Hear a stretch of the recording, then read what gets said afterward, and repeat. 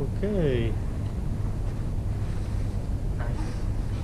So now that we're all ready, we know a few rules and we're safe to go. Now we're gonna delve into the technical part. Okay, so we have a robot. Okay, I'm gonna show that to the camera too. And this robot has a microcontroller, which is like similar to one of these computers, one of the main PCs, the big ones you saw in the lab. But it's much simplified and it doesn't need as much power as the other one. So this is connected to a few ports here, two wheels, and also has the possibility to add some batteries. Okay. So what we do with these? So the aim of working with these is to program some intelligence that will let the robot detect some things of the environment, which is very simple. That sounds like big words, but it's not. You will see it's not. So it will kind of detect things and then dodge, avoid obstacles, and then exit a maze.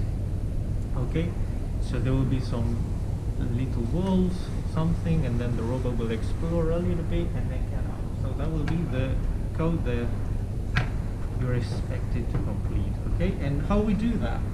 So first of all, we need to power the robot. So we have a power cable.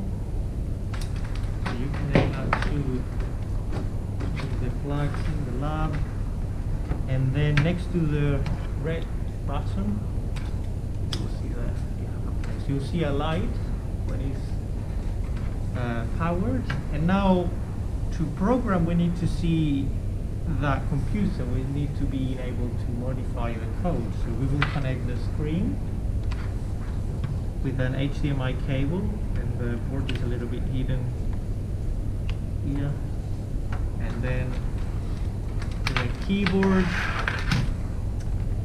to one of the USB ports, the mouse. Okay, now is everything connected. The screen may need like some setup first. So look for the HDMI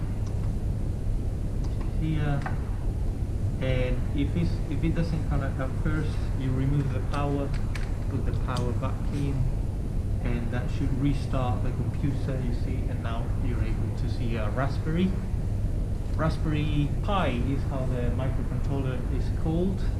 There are plenty of them. You may be familiarized with Arduino too, and Lego Mindstorms use their own ones. So as you get to this screen with a road, and on the top left corner you'll see a couple of icons that will be the icons of interest, which is a couple of folders that open like folders that we'll see, and a black window, which is the terminal. Okay, we'll work with these two. They're very similar but different at the same time. So one is, you probably have worked with Windows a lot. So you click on the Windows and you will get to the code, and I'll let you know which are the Windows. But basically you look for tortoises, Farscope tortoises, and inside that another folder called code.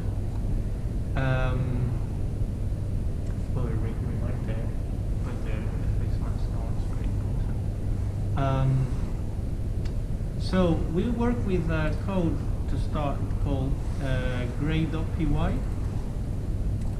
Grade.py. I'm going to open this,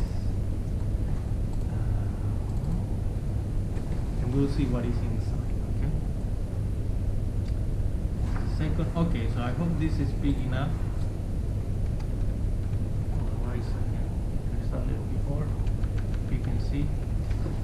Also check that from on the camera, you can kind of see too what is in there. Okay, yeah, kind of. Okay, so we have a few lines in which we import like very complex code. We are not going to work with, but it's important that we kind of call or direct some of the functions to these ones. And then we have some logical statements that will create some loops through which the robot will run and then get some information from the sensors and then do stuff. Okay, so we have a while loop. That means while a condition, do something. So the condition here is always true, so it will loop forever. Forever, it will loop through all the commands that have a shift there, a tab. Okay, so it's pretty much all of these few lines over there. And it will run the code first doing get sensor data, so we'll get some data from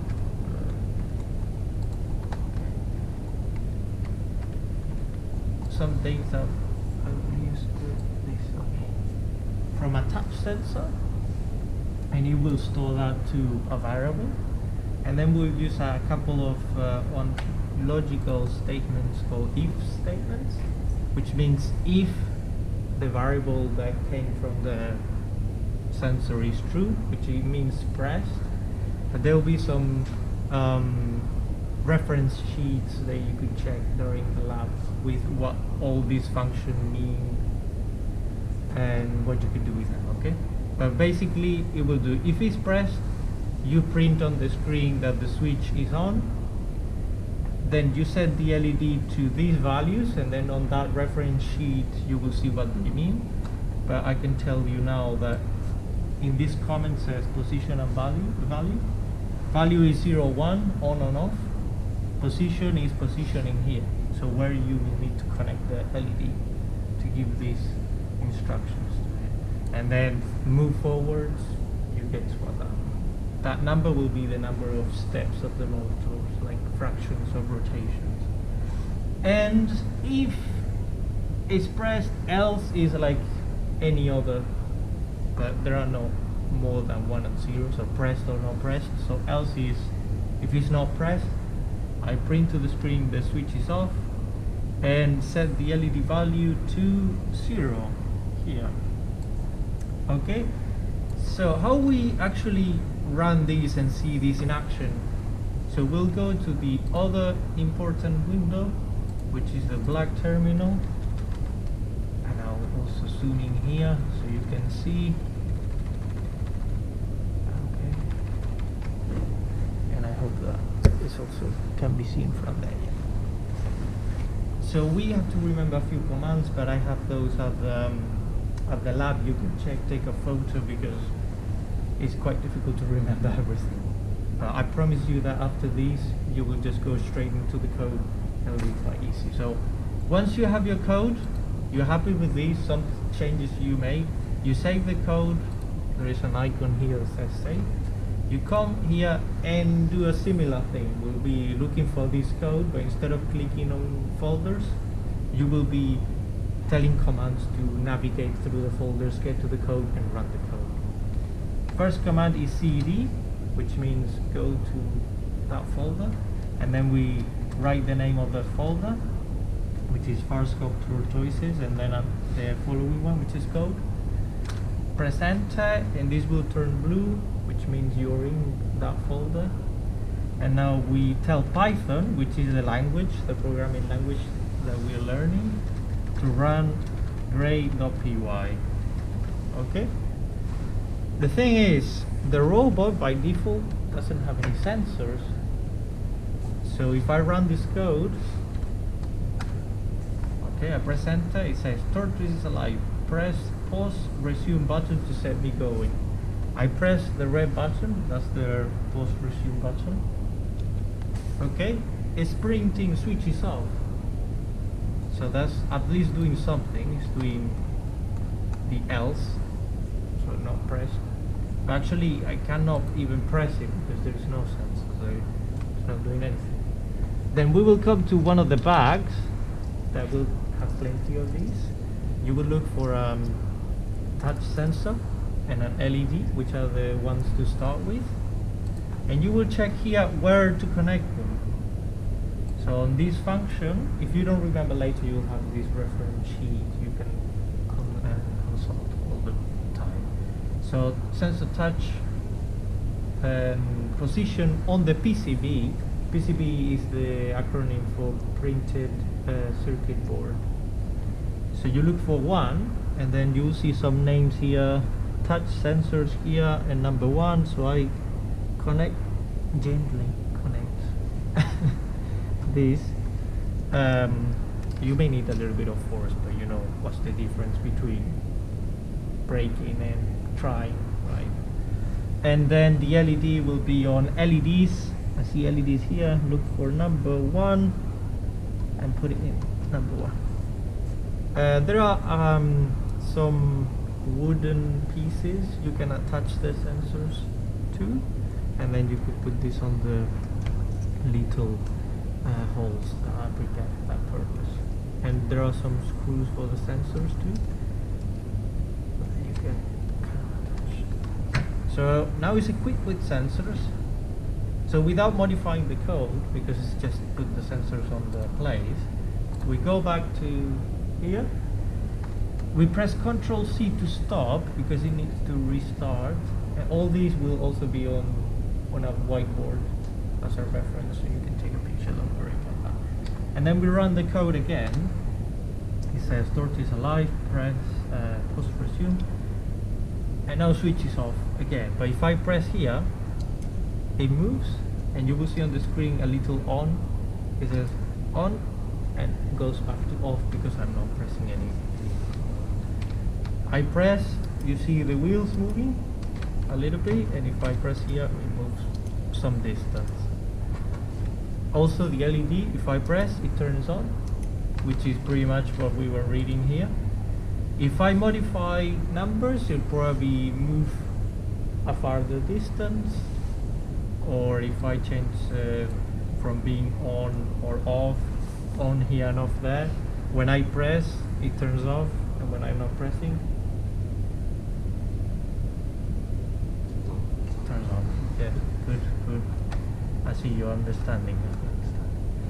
There are some worksheets that will also ask you not ask you a few questions, but define or describe what classes are in Python or what these things are.